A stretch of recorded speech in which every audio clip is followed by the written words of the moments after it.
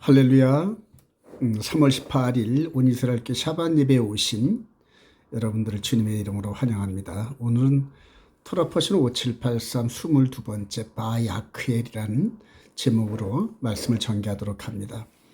바야크엘은 카할, 히브리어로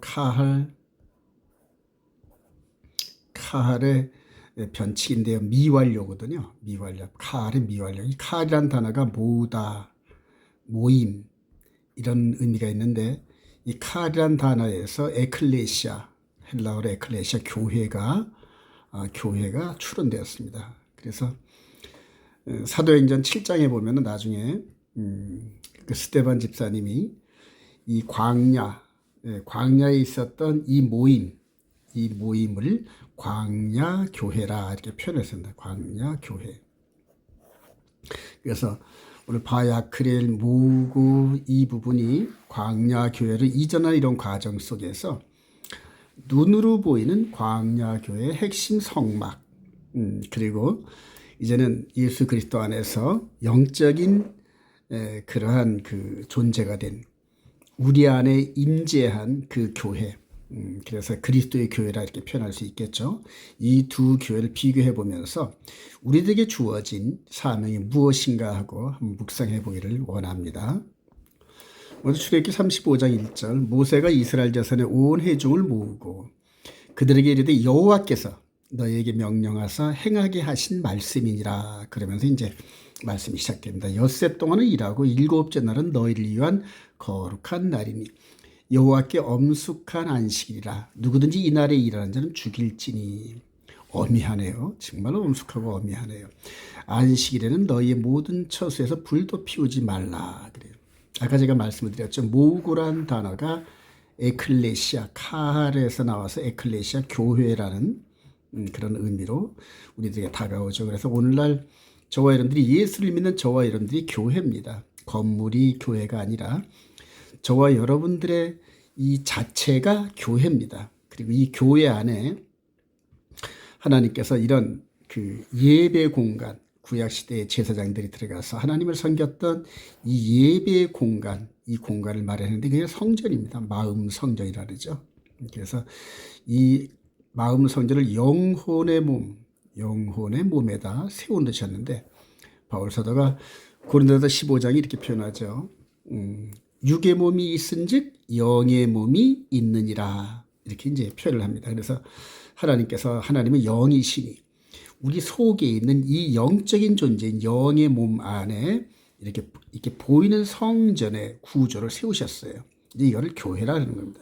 그래서 우리가 눈에 안 보이는 교회의 머리 대신 예수 그리스도, 그리고 우리의 사명이 무엇인가, 이런 부분들을 좀 더 구체적이고 주체적이고 눈으로 보는 것 같은 그러한 깨달음을 얻으려면 반드시 구약의 이런 시스템, 성막 시스템, 성전 시스템에서 섬겼던 그런 제사장들의 할 일, 또 여러 가지 성물에 대한 이 기구들에 대한 의도, 의미, 이런 것들을 깊이 깨달아야 됩니다. 그래서 이런 것들을 만드는 이 과정에서 출애굽기 36장 3절, 그들이 이스라엘 자손의 성소의 모든 것을 만들기 위하여 가져온 예물을 모세에게서 받으니라.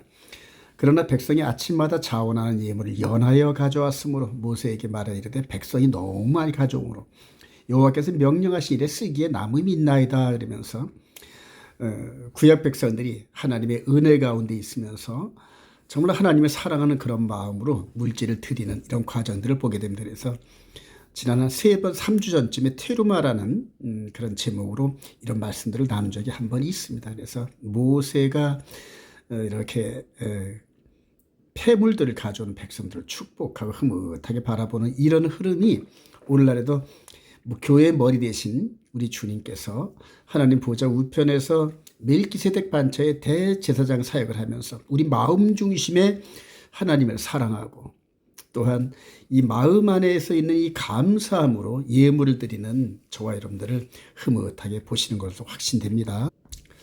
바울 사도는 이런 부분들, 이 구약에서 이렇게 교회를 섬겼던, 광야 교회를 섬기고 성전을 섬겼던 그 연장선상에서 성도들에게 이렇게 권면합니다. 고린도서 9장 5절에 그러나 내가 이 형제들로 먼저 너에게 가서 너희가 전에 약속한 연보를, 그러니까 소원 헌물이죠. 미리 준비하게 하도록 권면하는 것이 필요한 줄 생각하였느니 이렇게 준비하여야 참연보다 억지가 아니라 이것이 곧 적게 심는 자는 적게 거두고 많이 심는 자는 많이 거둔다 하는 말이로다. 각각 그 마음에 정한 대로 할 것이요 인색함으로나 억지로 하지 말지니. 그래요.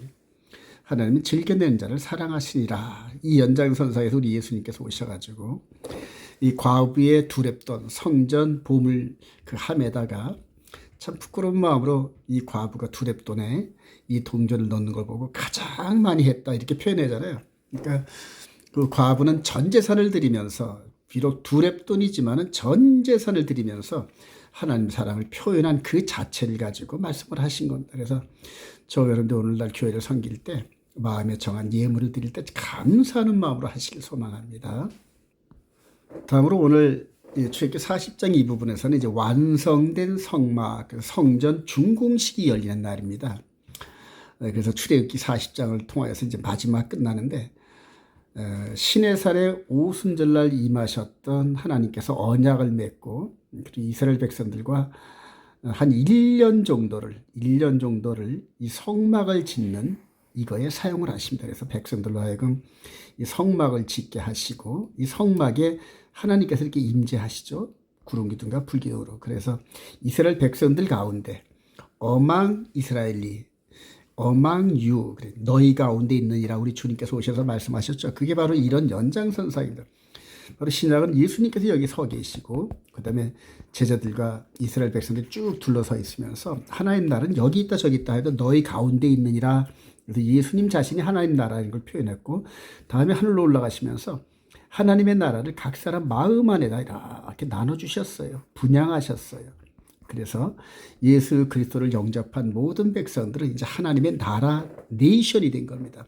그리고 그 나라의 백성인과 동시에 제사장의 역할을 하는 이제 이런 구조로 바뀌어가는 중이죠. 이 성전 준공식 날 이렇게 말씀하시네요. 너는 첫째 달 초하루에 성막 곧 회막을 세우고 또 증거궤를 들여놓고 또 휘장으로 그 궤를 가리고 또 상을 들여놓고 그 위에 물품을 진설하고 등잔대를 들여놓아 불을 켜고 또 금명단을 증거궤 앞에 두고 성막 문에 휘장을 달고 또 번제단을 회막의 성막 문 앞에 놓고 또 물두멍을 회막과 제단 사이에 놓고 그 속에 물을 담고 또 뜰 주위에 포장을 치고 뜰 안에 휘장을 달고 또 관유를 가져다가 거룩한 기름이죠. 관유를 가져다가 성막과 그 안에 있는 모든 것에 발라 그것과 그 모든 기구를 거룩하게 하라. 거룩이란 건 이제 카도시인데 카도시 그래 거룩. 이제 구별됐다는 의미가 강합니다. 구별되었다 그래요. 그러니까 하나님께 드린 모든 것들에게 관유를 발라서 일반 그 물질과 구조는 같지만 특별히 관유를 받고 하나님께 드려진 것들은 하나님께 바쳐졌다 해서 거룩해지는 겁니다. 또 그것이 거룩하리라. 너는 또 번제단과 그 모든 기구에 발라 그 안을 거룩하게 하라. 그 제단이 지극히 거룩하리라. 너는 또 물두멍과 그 받침에 발라 거룩하게 하고 하면서 이런 모든 성막의 기물들, 이 기물들에게 이 관유, 거룩한 기름, 특별한 기름들을 전부 발라가지고 구별하게 하는 하나님을 섬기는 그러한 도구들입니다. 자, 이렇게 해서 이제 이 도구들을 이 언약궤로 시작해서 기도의 향단, 메노라, 그다음에 떡상, 물두멍, 번제단 이것을 차례대로 이제 성막 울타리 안에 전개시켜 놨습니다. 그리고 불을 붙였습니다. 그리고 하나님께서 임재하신 그 상징이 이제 불이 이렇게 불이 나타나죠. 그럼 이제 여기에 또 누가 필요합니까?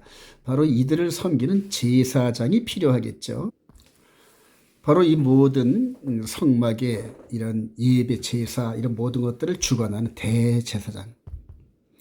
대제사장 아론 대제사장과 그 직계 자손들을 통하여 대제사장이 계속적으로 이루어집니다. 그리고 이렇게 이제 옷들을 특별히 구별된 옷을 입고 거기에 여러 가지 하나님을 섬기는 데 있어서 제사의 조건된 상징적인 이런 것들을 이제 이렇게 옷에다 표현합니다.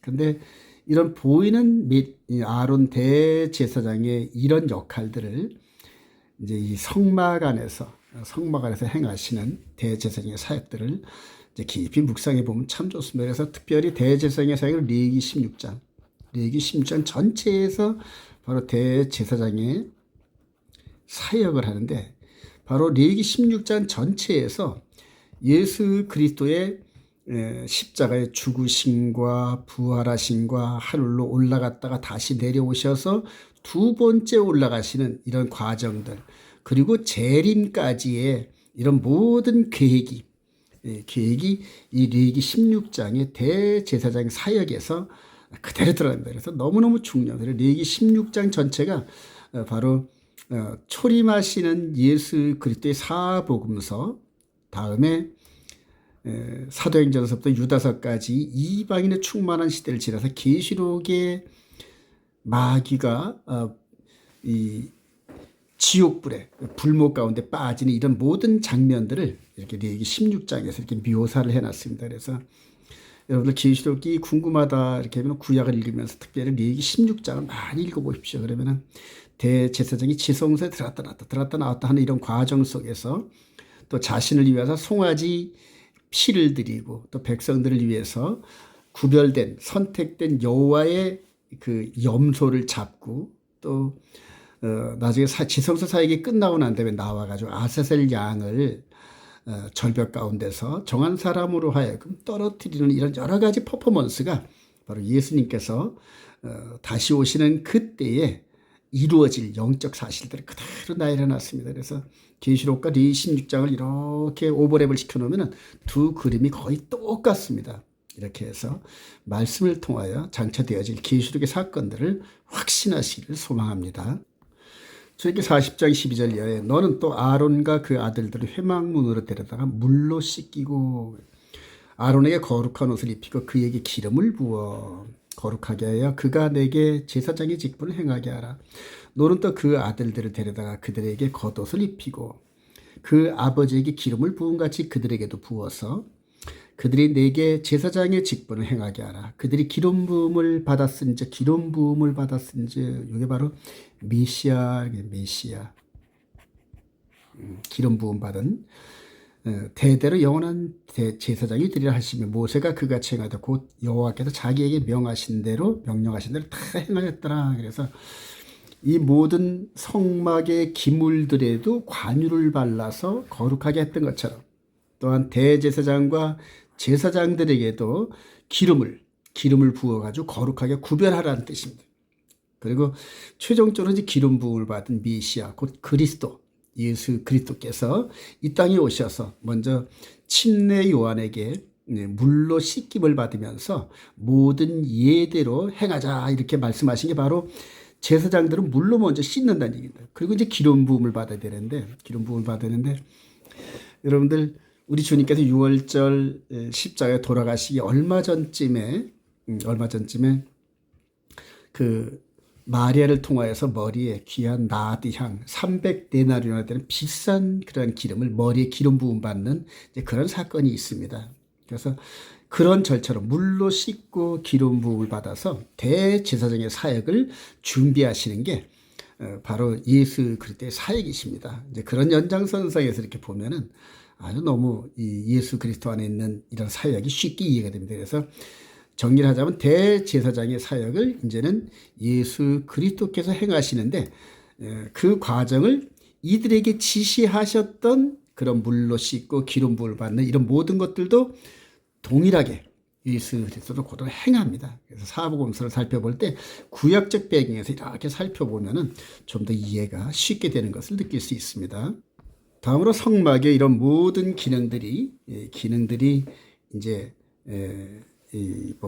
기능들이 운행을 하는데 출애굽기 40장 34절 보니까 구름이 해막에 덮이고 여호와의 영광이 쉐키나의 영광이 성막에 충만하매. 바로 이 여호와의 영광이죠. 구름 기둥으로 이렇게 오신 이 구름 이 영광. 그런데 모세가 회막에 들어갈 수 없었으니 모세도 못 들어가 회막 안에 이 안에. 이는 구름이 회막 위에 덮이고 여호와의 영광이 성막에 충만함이었으며 구름이 성막 위에서 떠오를 때는 이스라엘 자손이 그 모든 행진하는 길에 앞으로 나아갔고, 구름이 떠오르지 않을 때에는 떠오르는 날까지 나아가지 아니하였으며, 낮에는 여호와의 구름이 성막 위에 있고 밤에는 풀이, 구름과 풀이 그 구름 가운데 있음을 이스라엘 온 족속이 그 모든 행진하는 길에서 그들의 눈으로 보았더라. 상징적으로 하나님의 임재의 모습이 이렇게 성막 가운데 나타나고, 이 주위에 포진하고 그다음에 행진하는 이스라엘 백성들에게 하나님이 우리와 함께 하시는구나. 임마누엘. 그래요. 하나님이 함께 하시는.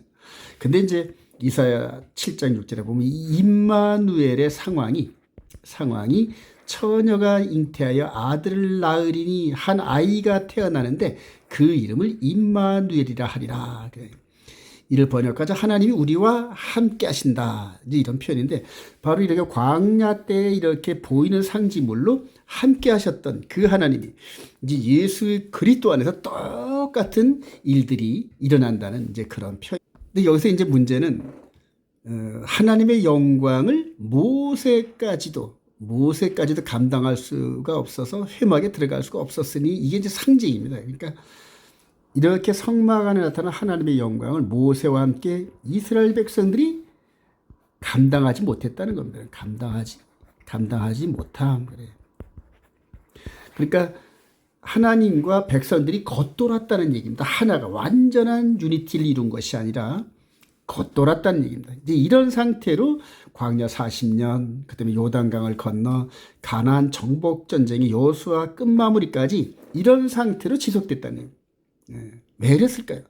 하나님의 영광을 이스라엘 백성들이 감당하지 못한 이유가 바로 죄 때문입니다. 그러니까 죄가 완전히 해결되지 못했다는 얘기입니다. 그래서 그 죄의 고리를 그대로 풀어서 해결하시기 위해서 하나님께서 아들 예수 그리스도를 보내신다는 그런 의미죠.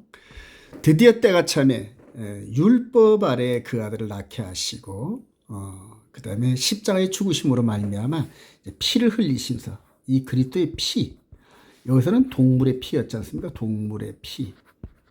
그러니까 이 동물의 피로는 섬기는 자의 그 양심상, 즉 마음, 영혼의 몸까지는 거룩하게 할 수가 없어서 한시적이고 연약한 겁니다. 그래서 약속의 아들이 오실 때까지만 이 성막의 구조, 이 제사법이 이렇게 허용됐던 거죠. 그래서 이 안에 이제 폐해진 법이 예수 그리스도께서 다니엘서 9장 27절에 보면은 그가 한 일 동안에 언약을 굳게 맺고 그 한 일의 중간에 제사와 예물 드림을 폐하시고 이렇게 기록되었습니다.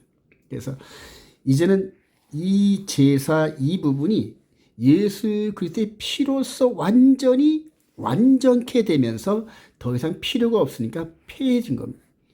그래서 이 성막의 변형인 성전에서 이 성전을 헐라 내가 3일 만에 다시 세우리라 하신 그 의미가 바로 하나님께 나아가는 그 길에 있어서 완전치 못한 제사법, 동물의 제사와 예물 드림을 이제는 내 피로서 완전케 하겠다. 이제 그런 뜻입니다. 그렇게 해서 예수 그리스도를 영접한 초대교회 소수의 무리들에게 성령이 임했는데, 여기서 성령이 임한 그 말씀이 사도행전 2장 1절에 오순절 날이 이름에 그래 승천하신 지 열흘 후에, 그래서 6월절 어린 양 제사 이후 50일 만에 오순절 날이 이름에 그들이 다 한 곳에 모였더니 초대교회 성도들이죠. 호련히 하늘로부터 급하고 강한 바람 같은 소리가 있어 그들이 앉은 온 집이 가득하며 마치 불의 혀처럼 갈라지는 것들이 그들에게 보여 각 사람 위에 하나씩 임하여 있더니 그들이 다 성령의 충만함을 받고 성령이 말하게 하심을 따라 다른 언어들로 말하기를 시작하리라. 여러분, 모세의 성막 준공식에서는 모세가 회막에 들어갈 수가 없는, 영광을 감당치 못했던 상황이었단 말이에요. 그러니까 하나님의 영광의 임재의 불을 이스라엘 백성들이 감당하지 못했는데, 예수 그리스도를 통과하면서 예수 믿는 성도들의 각 사람 위에 개별적으로 성령의 불의 혀 같은 것이 나타나는 게 하나님의 임재의 상징이죠. 여기에서 이 안으로 들어간, 각 사람 마음 안으로 들어갔다는 거예요. 마음 안에 들어가서 뭘 하셨을까요? 가장 먼저 바로요, 하나님의 영광의 임재의 불 밑에는 지성소의 언약궤가 있습니다. 여러분, 언약궤. 그리고 그 언약궤 위에 시온자가 있죠. 은혜의 보좌, 그래서 시온자. 거기에 하나님이 영광의 빛으로 임하시고 이스라엘 백성들, 제사장들과 만나셨던 거거든요. 근데 이제 그 불이 우리 마음 안으로 들어가서 마음 안에 공간을 만들어서 성전을 만드시고 그 성전에 뭐를 기록하셨을까요? 바로 언약궤에는 십계명의 내용을 기록하신 겁니다. 할렐루야. 그래서 이제는 예수 그리스도 안에 있는 성도들은 하나님의 영광을 감당할 수 있는 그러한 이 시스템이 됐다, 이렇게 표현할 수가 있겠죠. 그래서 이제 성령의 말하심을 따라, 성령의 인도하심을 따라, 마치 구름 기둥과 불 기둥이 삼일길을 앞서가면서 이스라엘 백성들을 인도하셨던 것처럼 이제는 이 예수 그리스도의 영이 우리 안에 들어와서 우리를 인도하시는, 우리 속 사람을 인도하시는 이제 그런 시대가 된 겁니다. 그래서 고린도서 3장 16절에 너희는 너희가 하나님의 성전인 것과 하나님의 성령이 너희 안에 계시는 것을 알지 못하느냐. 성령이 이 안에 들어가서 우리 안에 있다는 얘기입니다. 그러니까 이 구조가 그대로 이 안에 들어왔다는 얘기입니다. 누구든지 하나님의 성전을 더럽히면 하나님이 그 사람을 멸하시리라. 하나님의 성전은 거룩하니 너희도 그러하니라. 왜 거룩할까요? 전부 관유를 뿌렸단 말이에요. 관유를 전부 다 이 성막, 이 모든 기구에다 관유를 뿌려서 거룩하게 구별했고, 이 안에 들어가서 하나님을 섬기는 사람들도 관유를 뿌려서 거룩하게 구별했다는 얘기입니다. 그리고 이제 우리 속 사람도 예수 그리스도의 보혈이 우리 마음에 뿌린 바 되죠. 히브리서 10장 22절에.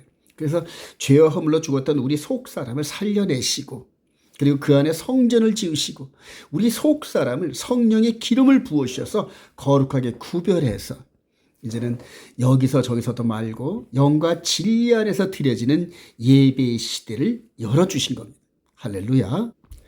이와 같이 이스라엘 백성들 가운데 구약 때는 불로 임하셨고, 예수 그리스도 안에서는 성령의 불로 임하셨고, 그리고 이제 이렇게 뭘 하시냐? 이제부터 뭘 하시냐? 시편 68편 1편의 시편 기자의 눈을 빌려서 한번 우리가 이 보이는 성막의 사역과 보이지 않는 우리 이 교회의 사역이 무엇인지 한번 살펴보기를 원합니다. 하나님이 일어나시니 원수들은 흩어지며 주를 미워하는 자들은 주 앞에서 도망하리이다. 연기가 불려가듯이 그들을 몰아내소서. 불 앞에서 미리 녹음같이 악인이 하나님 앞에서 망하게 하소서. 의인은 기뻐하여 하나님 앞에서 뛰놀며 기뻐하고 즐거워할지어다. 하나님께 노래하며 그의 이름을 찬양하라. 하늘을 타고 광야에 행하시던 이를 위하여 대로를 수축하라. 그의 이름은 여호와시니 그의 앞에서 뛰놀지어다. 그래서 막 찬양을 합니다. 마음에 뜨거운 감도 일어나서 그의 거룩한 처소에 계신 하나님은 고아의 아버지시며 과부의 재판장이시라. 하나님이 고독한 자들은 가족과 함께 살게 하시며 갇힌 자들은 이끌어내서 형통하게 하시리라. 오직 거역하는 자들의 거처는 메마른 땅이로다. 그래요. 이 거칠은 광야를 지나가면서 순종하는 자는 이 안에 공동체로 들어오게 허락하시고, 거역하는 자는 무릎 꿇게 하시면서 광야 40년의 여정, 요단강을 건너 여리고성 아이성 전투를 해가지고 예루살렘의 그 전투까지 해서 가나안 전쟁까지 계속적으로 이런 패턴을 하나님이 임재하시고 이스라엘 백성들로 하여금 이걸 바로 보이는 육신의 전쟁, 육신의 예법이다, 이렇게 표현할 수 있겠죠. 7절에 하나님이여 주의 백성 앞에 앞서 나가사 광야에서 행진하셨을 때에, 그래요. 아유, 얼마나 영광스럽겠습니까? 광야에서 낮에는 구름 기둥과 밤에는 불 기둥으로 인도하시면서 바로 여호와의 군대를 이끌어 가시는 여호와의 군대의 대장 되시는 야훼, 이 엄한 그런 과정들을 요때로부터 한 500년 후쯤에 시편 기자가 말씀을 읽고 묵상을 하면서 찬양하고, 근데 그때 땅이 진동하며 하늘이 하나님 앞에서 떨어지며 저 신의 산도 하나님 곧 이스라엘의 하나님 앞에서 진동하였나이다. 온 우주가 하나님의 피조물들 아닙니까? 그 피조물들이 창조주 앞에서, 어미 앞에서 겸손한 모습으로 이렇게 섬기는 그런 모습도, 산도 섬기고 하늘과 땅과 모든 것들이 창조주 하나님을 섬기는. 근데 이제 그런 시스템이 이제 바로 이렇게 됐다는 얘기예요. 우리 마음 안으로 들어왔다는 얘기예요. 그러니까 우리 각 사람 마음 안에 세워진 이런 시스템, 광야에서 행진할 때 적이 무릎 꿇고 도망가고 했던 이런 시스템들을 이제는 우리들을 통하여 하시겠다는 겁니다. 좀 더 크게 볼까요? 너무 영광스럽지 않습니까?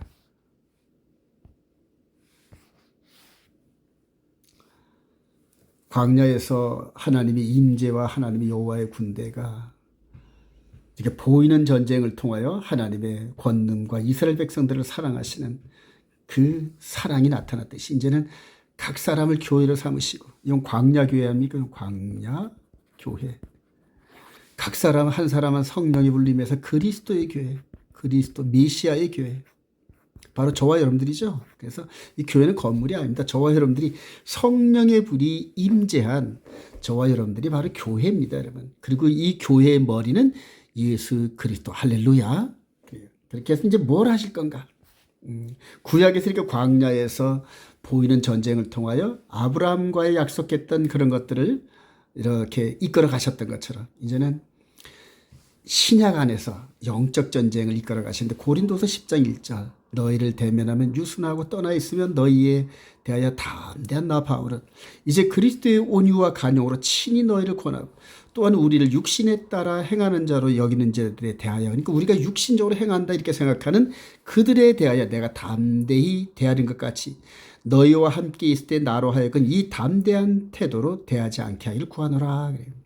우리가 육신으로 행하나, 이게 보이는 육신의 모습이라서 다른 사람들과 믿지 않는 사람들과 구별됨이 없는 육신의 사람이지만 그러나 육신에 따라 싸우지 아니하노니, 속에 있는 이 하나님의 임재의 상징 성전과 성령의 능력으로 싸운다는 얘기죠.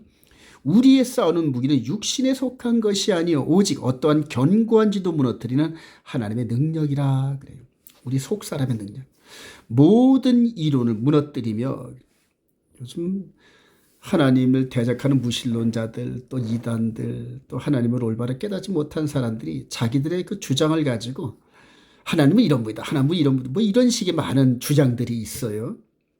그런데 그들의 그 결과를 보면 항상 부작용들이 나타납니다. 요즘에 그 JMS인지 뭔지 이런 부분들이 너무너무 안타까운 그런 그 하나님을 대적하는 이런 정말로 말도 안 되는 이론들을 세워가면서 수많은 사람들이 거기에 넘어졌다는 게, 더군다나 그들이 일자무식인 이런 사람들이 아니라 이 시대의 엘리트라는 사람들이 어떻게 그렇게 넘어지는, 그러니까 그들이 육신에 따라 모든 것들을 판단했기 때문에, 영으로 성령의 능력으로 지혜와 능력과 구별됨에 대한 이런 하나님의 지혜로 이런 모든 것들을 볼 수 없었기 때문에.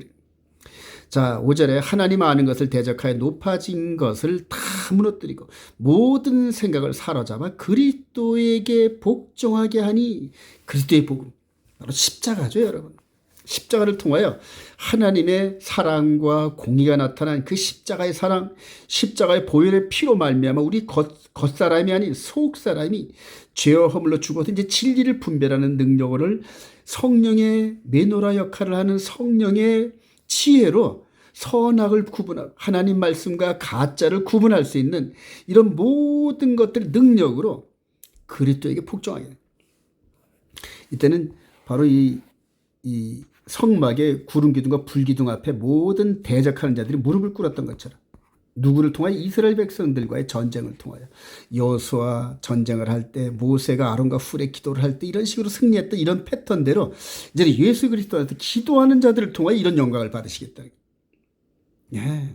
그런데 이게 바로 공중권세 잡은 자들과, 에베소서 6장 이하에 보면은 우리의 싸움은 혈과 육의 싸움이 아니요 오직 공중권세 잡은 마귀와 타락한 천사들, 마귀 편에 서 있는 악한 영들과의 싸움이고, 그 다음에 그 영의 조종을 받는 이 땅에 육신의 삶을 살면서 그 악한 영들의 이 조종을 받는 정치인들, 종교인들, 모든 사람들과 싸우는 바로 그런 일들입니다. 그래서 너희의 복종이, 즉 이런 모습을 한 우리들이 복종이 온전히 하나님 앞에 복종하게 될 때에, 즉 그리스도의 장성한 분량이 이를 때 모든 복종하지 않는 것을 버리라고 준비 중에 있노라 그래요. 우리 주님 강림하시면서 퍼펙트하게 준비된 그리스도의 신부로서 모든 고난을 뚫고 마귀의 속임수, 대적자들을 말씀으로 이겨내면서 끝까지 우리 주님 혼인잔치에 참석한 그들을 공주로 끌어올리고 이 땅에 남아있는 자들, 즉 하나님을 모르는 자들과 그 다음에 예수를 알긴 알고 영접하긴 영접했는데 잘못된 메시지를 따라서 쭉정이 열매를 맺어지고 온전히 하나님을 섬기지 못했던 그런 사람들을 전부 다 불로 심판하신다, 이렇게 쓰여 있습니다. 사랑하시는 여러분들, 이런 보이는 흐름들을 통해 깨달으시면서 우리 속에 성전의 구조, 즉 언약궤, 메노라, 떡상, 기도의 향단, 번제단, 물두멍, 이런 모든 구조가 우리 안에서 운행하고 역사한다는 사실을 깨달으면서 성령의 조명과 인도를 받으면서 마지막까지 승리하시기를 소망합니다. 정말로 영적 전쟁을 위하여 제사장 성도에게 부으신 성령의 은사, 그래요. 구역에서 보면은 모세가 기도하고 여호수아가 나가서 싸울 때 창과 칼과 활로 싸웠죠. 그리고 이겼단 말입니다. 근데 이제는 우리가 칼과 이런 싸움이 아니잖아요. 그러니까 영적 은사를 부음받아야 되는데, 자, 베드로전서 2장 4절 이하에 사람에게는 버림받았으나 하나님께는 택하심을 입은 보배로운 산돌이신 예수께 나아가 너희가 산돌같이 신령한 집으로 세워지고, 신령한 집으로, 이 속에 신령한 집으로 세워지고 예수 그리스도로 말미암아 하나님이 기쁘시게 받을 신령한 제사를 이 안에서 흠도 티도 없는 영과 진리 아래 드려지는 예배를 드릴 거룩한 제사장이 될지라. 성경에 기록했을 때 보라 내가 택한 보배로운 모퉁이 돌을 시온에 두노니, 바로 성전산이죠. 모퉁이 돌이 우리 예수님이십니다. 그를 믿는 자는 부끄러움을 당하지 아니하리라 하였으니 그러므로 믿는 너에게는 보배이나 믿지 아니한 자에게는 건축자들이 버린 그 돌이 모퉁이의 머릿돌이 되고 또한 부딪히는 돌과 걸려 넘어지게 하는 바위가 되었다 하였느니라. 그들이 말씀을 순종하지 아니하므로 넘어지나니. 여러분, 말씀을 순종하지 않으면 그냥 넘어집니다. 넘어지고 항상 열매를 맺은 것 같은데 끝자락을 보면 항상 성령의 열매가 아닌 악한 영의 열매들을 맺습니다. 여러분들 예전에 전 날고 뛰었던 그런 부흥사들 결말들을 한번 보십시오. 그들의 언행과 이런 것들이 얼마나 입에서 나오는 그들의 언행이 악한지 모릅니다. 아주 듣기가 아주 거북스러운 이런 육두문자가 서슴없이 막 나오고, 이거 참 성령의 열매가 아닙니다. 여러분들 분별하셔야 됩니다. 여러분 9절이에요. 그러나 너희는 택하신 족속이요 왕같은 제사장들이요. 이 바로 저와 여러분들이 제사장이에요. 이렇게 섬겼던 제사장들이 이 시스템이 이제 이 안에 들어갔다는 얘기입니다. 그래서 우리가 제사장이라는 얘기입니다. 거룩한 나라요. 기름을 부음을 받았으니까 거룩한 나라니까. 이 속에 있는 모든 기물들이 기름 부음 받은 것처럼 우리 영혼의 몸이 기름 부음을 받았다. 즉 성령 충만 받았다. 또 그의 소유가 된 백성이니 이 전체가 이 육은 죽고 부활하면서 완전케 되고, 지금 그 부활체가 이 속에서 지금 말씀을 통하여 무럭무럭 자라나고 있는 겁니다. 그래 소유된 백성이니 이는 너희를 어두운 데서 불러내어 그의 기이한 빛에, 그래요. 우리 주님은 빛으로 오셨다 그러잖아요. 오르, 그래요. 창조 때의 그 오묘한 빛, 그래요. 빛에 들어가 계시니 아름다운 덕을 선포하게 하려 하심이라. 그러면서 이 속사람이 하늘나라를 섬기면서 겉사람이 거룩해집니다. 옛날에는 이 겉사람이 악한 모습 속에서 온갖 물질의 탐욕과 더럽고 추한 이런 모든 것들이 겉으로 나타났지 않습니까? 근데 이제는 겉사람이 이 속사람에게 굴복하는 겁니다. 즉 이 속에 있는 내 속사람이 하늘나라의 거룩한 백성으로 거룩 성화되어가는, 말씀으로 성화되어가는 그 모습 따라 겉사람이 변해가는, 얼굴도 변해갑니다. 행동도 변화가 됩니다. 말과 행위와 이런 모든 것들이 속사람을 닮아 거룩해지기 시작합니다. 그런 저와 여러분들의 이 속사람에게 은사를 주시는데, 바울 사도가 고린도서 12장 4절에 은사는 카리스마, 은사, 성령의 은사는 여러 가지나 성령은 같은 성령, 같은 불이, 같은 하나의 불이지 않습니까? 하나의 불이 각 사람에게 주어져 가지고 여러 가지 은사를 주시는데, 직분은 여러 가지나 주는 같으며 또 사역은 여러 가지나 모든 것을 모든 사람 가운데 이루시는 하나님은 같으니 한 분, 한 성령, 한 말씀, 그리고 각 사람에게 성령을 나타내시면 유익하게 하려 하심이라. 그래요. 본인 개인도 유익하지만 교회 공동체를 유익하게 해서 하늘의 공중권세 잡은 자들과 싸우게 한단 말이에요. 그래서 우리가 전쟁을 하다 보면은 보병만 갖고 되는 게 아니잖아요. 보병도 있으면 포병도 있어야 되고 기갑도 있어야 되고 미사일 부대도 있어야 되고 공군도 있어야 되고 해군도 있어야 되고 각양각색의 주특기를 가진 이 군인들이 한 나라의 중심이 되어서 한 지도자의 인도함을 따라 적군과 싸워서 이겨내는 겁니다. 그거와 마찬가지로 우리 각 사람에게 하늘의 성령의 은사를 주셔야, 성령의 능력의 은사를 주어야 악한 영들, 마귀와 그 하수인들과 싸울 수 있다는 겁니다, 여러분. 그러니까 이 성령의 은사는 필수입니다. 어떤 사람에게는 성령으로 말미암아 지혜의 말씀을, 그러니까 하나님의 말씀을 분별할 수 있는, 그러니까 하나님의 말씀을 정확하게 해석할 수 있는 이런 지혜의 말씀, 후쿠마라 그러죠, 이걸. 예. 어떤 사람의 같은 성령 지식의 말씀, 그래서 그 지혜의 말씀, 하나님의 말씀을 깨달은 그 말씀을 잘 적용해서 마치 이스라엘 랍비들이 하나님의 말씀을 이렇게 해석하면서 여러 가지 그러한 그 교훈으로 성도들에게 가르치지 않습니까? 마치 목사가 정확한 하나님의 말씀을 깨닫고 그 말씀의 적용에 대한 이런 것들을 가르치는 이것이 지식의 말씀. 또 다른 사람의 같은 성령으로 믿음을 그래요. 여러분 믿음은 바라는 것들의 실상이요 보지 못하는 것의 증거라 말씀이에요. 그러니까 눈에 안 보이는 걸 눈에 보는 것처럼 느낄 수 있는 이게 은사입니다, 여러분. 근데 여기서 이 믿음은 뭐냐면 이런 보이는 것들을 통하여 이 속에 설치해 놓으시고 그리고 이걸 이 안에서 운행하는 이런 것들을 깨닫는데 눈으로는 안 보이는데 이거를 영의 눈으로 보면서 깨닫는 이 바를 믿음이라 해요. 그러니까 믿음이 충만해지려면 반드시 보이는 사건들을 집중적으로 연구해야 돼요. 보이는 기록된 성경, 이스라엘 백성들이 어떻게 움직이는지, 하나님께서 이스라엘 백성들과 함께 어떤 역사를 하셨는지 이런 것들이 눈에 파노라마처럼 이렇게 펴지면서 현재 우리가 처한 상황과 오버랩이 되고 적용이 되면서 지금 그때 보이는 이스라엘 백성들이 이렇게 이끄셨던 그 하나님이, 그 성령님이 이제는 보이지 않는 나라를 이끌어 가시는 교회의 시대에 이렇게 하시겠구나 하면서 그것을 눈에 보이지 않지만은 보이는 것처럼 그렇게 행동을 하는 이것이 믿음이거든요. 그래요. 어떤 사람이나 한 손은 병 고치는 은사를 여러분 이거 사모할 수 있는 이런 그 은사죠. 그래요. 초대교회 때 이방제이나 사도들에게 전부 다 이 병 고치는 은사, 죽은 자를 살리는 이런 은사까지도 부어주셨습니다. 마지막 때 이제 이스라엘 백성들을 전도하기 위해서 이방인 시대를 살고 있는 저와 여러분들이 이런 은사를 받아야 되는데 그래요. 유대인은 표적을 구하고 그래서 병 고치는 은사를 사모하면서 이스라엘 가기를 소망합니다. 어떤 사람에는 능력행함을 어떤 사람에는 예언함을 그래.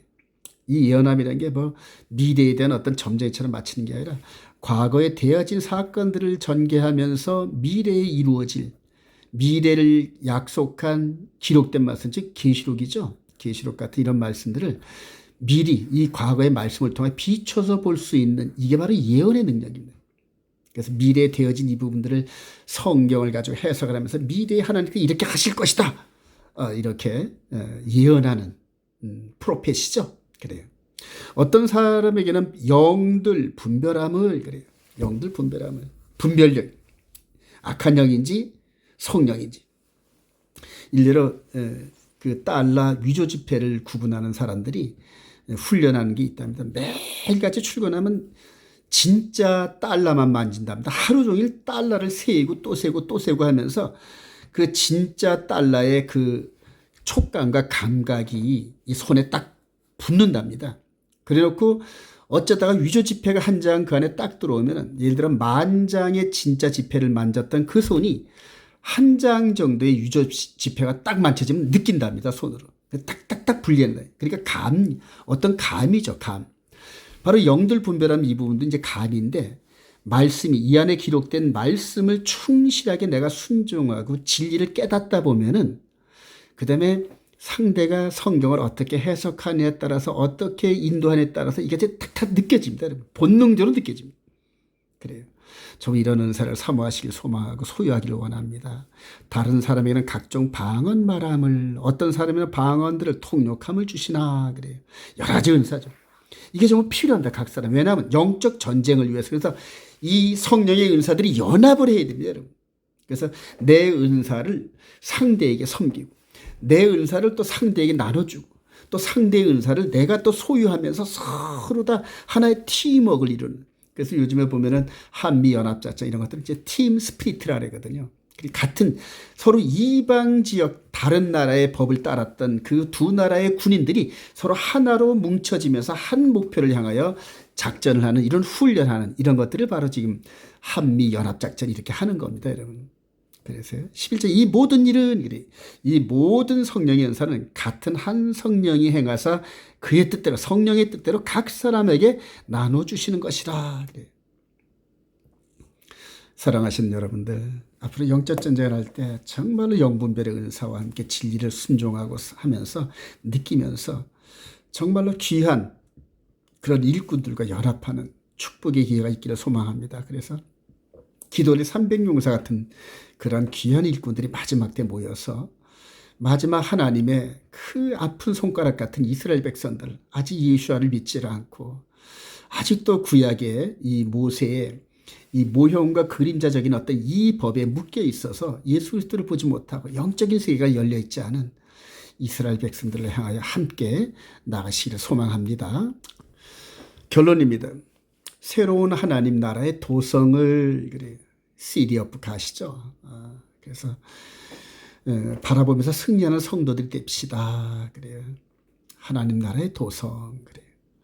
자, 베드로서 3장 7절. 이제 하늘과 땅은 현재 우리가 눈으로 보는 하늘과 땅을 말하는 겁니다. 그 동일한 말씀으로 불사르기 위하여 보호하신 바 되어 경건하지 않은 사람들의 심판의 멸망의 날까지 보존하여 두신 것이니라 이렇게 말합니다. 베드로 사도. 현재 지금 우리가 살고 있는 이 환경과 눈으로 보이는 하늘과 땅은 불사르기 위해서, 불사른 게 이제 소돔과 고모라가 이제 예표 아닙니까? 불사르기 위해서 지금까지 이렇게 보류시켜놨다는 거예요. 그래, 경건하지 않은 사람들의 심판과 멸망의 날까지 보존하여 두신 것이니라. 이렇게 정의를 내립니다. 사랑하는 자들아, 주께는 하루가 천년 같고 천년이 하루 같다 하는 이 한 가지를 잊지 말라. 주의 약속은 어떤 이들이 더디다고 생각하는 것 같이 더딘 것이 아니라 오직 주께서는 너희를 대하여 오래 참으사 아무도 멸망하지 않냐고 다 회개하기에 슈브하라, 리펜트하라. 광야의 엘리야 선지자 같은 역할을 했던 침례 요한이 회개하라, 천국이 가까이 왔노라. 그리고 나서 얼마 안 있다가 초림하신 예수님께서 나타나셨죠. 초림하시는 메시아. 이제는 우리 주님께서 강림하실 때는 바로 입법자가 심판주로 오십니다. 이제는 십자가에 매달리실 그런 연약한 분으로 오시는 게 아니에요.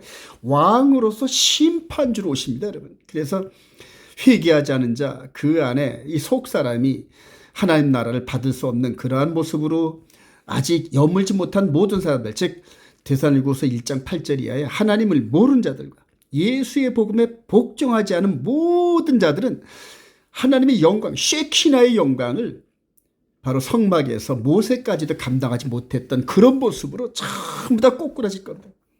그리고 막 산아 바위야 내 위를 가려줘라 그러면서 마치 쥐구멍 찾듯 할 겁니다. 언제? 우리 주님 공중강림하실 때입니다, 여러분. 그래서 데살로니가 4장 16절 이하에 보면은 창세 이후로 그리스도 안에서 잠자는 자들을 먼저 부활시키고 깨워서 끌어올리시고 동시에 육신으로 살아가면서 예수 그리스도의 신부다운 꼴지움을 받은 그리스도의 장성한 분량에 이른 그러한 성도들을 호련히 변화시켜서 공중으로 끌어올린다는 얘기예요. 공중 혼인잔치입니다. 그리고 땅에 있는 자들은 하나님을 모르는 자들과 예수의 복음에 즉 불법을 행한 자들이 땅에 남는 겁니다, 여러분. 그래서 그들을 전부 다 이렇게 심판한다는 거죠. 불사른다는 겁니다. 10절 이하에 그러나 주의 날이 도둑같이 오리니 그날에는 하늘이 큰 소리, 그날에는 즉 주님이 오시는 그날에는 하늘이 큰 소리로 떠나간다잖아요. 물질이 뜨거운 불에 풀어지고 땅과 그 중에 있는 모든 일이 드러나리로다. 이 모든 것이 이렇게 풀어진 너희가 어떤 사람이 되어야 마땅하냐? 거룩한 행실과 경건함으로 하나님의 날이 임하기를 바라보고 간절히 사모하라니. 준비된 신부가 되라는 얘기예요. 그날에 하늘이 불이 타서 풀어지고 물질이 뜨거운 불에 녹아지려니와 우리는 그의 약속대로 의가 있는 곳인 새하늘과 새 땅을 바라보도다. 그래요. 제가 이 부분을 매주 토라포신할 때마다 강조하는 이유가 지금 세대주의 관점에 있는 분들, 그분들은 이렇게 마지막 이 7년을 이렇게 적그리스도가 평화조약 맺는다고 이렇게 해놓고 한일의 중간에 성전에 드린 예물을 패고 이런 식으로 해서 바로 7년을 적그리스도로 둡니다. 근데 교회는 적그리스도가 7년 평화조약 맺기 전에 휴거한다고 이렇게 또 가르쳐요. 그리고 주님 재림하시고 1000년 동안 천년왕국을 이루는데 예루살렘 성전산, 지금 있는 예루살렘 시온산이죠. 거기에다가 1000년 동안 이스라엘 백성들과 함께 유대 왕국을 만들어서 세상을 통치하는데 몇 년이다? 1000년 이렇게 돼요. 그러니까 지금 히브리 뿌리 토라 안에서 이스라엘 향하는 모든 사람들을 전부 다 이스라엘 성전산 갔다 오면서 은혜를 받고 오는데 전부 이들의 천년왕국론에 전부 다 세뇌가 돼서 옵니다. 그래서 우리 주님 강림하실 때 바로 심판이 임한다는 이 사실을 우리 주님이 오실 때 심판이 임하지 않고 1000년 동안 왕노릇하고 이 끝자락에, 그래서 이 천년왕국이 만약 허구라 그러면은 바로 여기서 불심판이 시작되는데 이 천년왕국은 이미 우리 안에 임재하신 하나님 나라의 그런 상징성이거든요, 여러분들. 근데 전부 여기에 넘어가 가지고 천년왕국이 오면 예루살렘 성전산 거기서 1000년 동안 들어가고 나는 좌편 보자 우편 보자 이런 소리를 해가면서 전부 말도 안 되는 성경 해석. 그래서 영분별의 은사들이 그래요. 그래서 제가 늘 강조하는 게 이 다니엘의 마지막 7년 한일에는 그냥 7년이 아니라 그 가운데 전 3년 반 후 3년 반 사이에 기독교 2000년의 역사가 숨어 있는 겁니다, 여러분.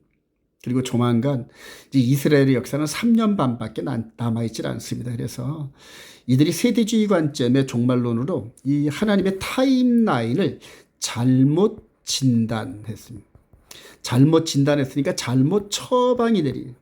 그래서 이들은 처음 다 지금 아브라함 협정이 언제 맺어지냐, 적그리스도가 나타나서 7년 평화조약을 유대인과 맺으면 그때 교회는 휴거한다 이런 논리에 빠져가지고 지금 아주 그냥 마지막 종말 때 하나님의 계명과 예수 믿는 증거를 가진 자들이 짐승의 표를 이기는 이런 그 새언약 관점의 이런 메시지가 사라졌습니다, 여러분. 아주 통탄할 일이죠. 요한 사도가 봅니다. 또 내가 새하늘과 새 땅을 보니 그래요. 그러니까 베드로 사도가 본 게 똑같죠. 베드로보다 한 50년을 더 산 이 요한 사도가 좀 더 가까이서 봅니다. 가까이서 보면서 베드로 사도도 요한 사도 한 50년 전에 죽었지만 새하늘과 새 땅을 얘기하잖아요. 50년 후쯤에 계시록을 열어주면서 마지막 끝자락에 새하늘과 새 땅을 바라본다 그러잖아요. 그 땅은 이미 보이는 땅이 다 타서 없어지고 다시 모든 환경이 변화된 그런 것들을 얘기합니다. 처음 하늘과 처음 땅이 없어졌고 바다도 다시 있지 않더라. 언제? 그날에 우리 주님께서 도둑같이 오시는 그날에 이렇게 된다는 얘기입니다, 여러분. 예. 또 내가 보면 거룩한 성 새 예루살렘이 하나님께로부터 하늘에서 내려오니 그 준비한 것이 신부가 남편을 위하여 단장한 것 같더라. 이렇게 보고 얘기를 합니다. 결론입니다. 저와 여러분들, 이 겉사람 안에 이 속사람의 공간 속에 영혼의 몸 안에 하나님을 섬기는 이 성전 시스템이 되어 있는 저와 여러분들이 이 땅을 어떻게 살아가야 되느냐. 히브리서 13장 14절에 우리가 여기에는 영구한 도성이 없으므로, 이 땅에는 영구한 도성이 없는 거예요. 이 땅에는 천년왕국이 세워지지 않아요. 보이는 나라가 세워지지 않습니다, 여러분. 우리 주님께서 보이는 나라를 1000년 동안 세우시기 위해서는 뭐하러 죽었다 부활합니까? 완전히 거듭난 백성들과 함께 퍼펙트한 나라를 세우시기 위해서 오신 거죠. 우리가 여기에는 영구한 도성이 없으므로 장차 올 것을 찾나니, 장차 올 것을. 그러므로 우리는 예수로 말미암아 항상 찬송의 제사를 하나님께 드리자. 이는 그 이름을 증언하는 입술의 열매니라. 오직 선을 행함과 서로 나눠주기를 잊지 말라. 하나님이 이 같은 제사를 기뻐하시니라. 삶의 습관이 되어버려요. 왜냐하면 속에 있는 하나님 나라가 느껴지기 시작합니다, 여러분. 이 안에 하나님의 십계명을 마음으로까지도 순종하면서 하나님 나라의 퍼펙트한 정의를 깨닫습니다. 하나님의 공의와 사랑이 드러나는 십계명, 하나님을 사랑하고 네 이웃을 내 몸까지 사랑하고, 그렇게 사랑의 훈련을 하다 보면 사랑이신 하나님을 닮아가는, 아버지를 닮아가는 그런 모습으로 저와 여러분들이 꼴지어지는 겁니다. 이 부분을 바로 이 안에 들어가신 성령님께서 너희 안에서 착한 일을 시작하신 이가 그리스도 날까지 이를 이루리라 말하잖아요. 그런 이 안에서 성령으로 익어가는 하나님 나라의 백성으로서의 나타나는 것이 나눠주는 거예요. 이웃을 사랑하니까 내가 안 먹더라도 이웃이 먹는 게 기쁘고, 이웃의 어려움을 다시 함께 울고, 이웃의 기쁨을 위해서 또 함께 웃고 하는 이런 이타정신, 그리고 그 사람으로 말미암아 내 안에 소유하는 진리의 나라, 아버지의 나라, 그 나라가 나의 올바른 행실을 통하여 전달되기를 원하는 거예요. 내 안에 지어지는 이 성전의 건축이 그 사람에게도 건축되어져서 함께 진리의 여정을 걸어가고, 함께 혼인잔치에 참석하고, 함께 찬양하고, 함께 영광을 돌리기를 위하는 그런 일들이, 그런 제사를 하나님이 기뻐하신다. 이런 제사를 드리는 저와 여러분 되시기를 주님의 이름으로 축원드립니다.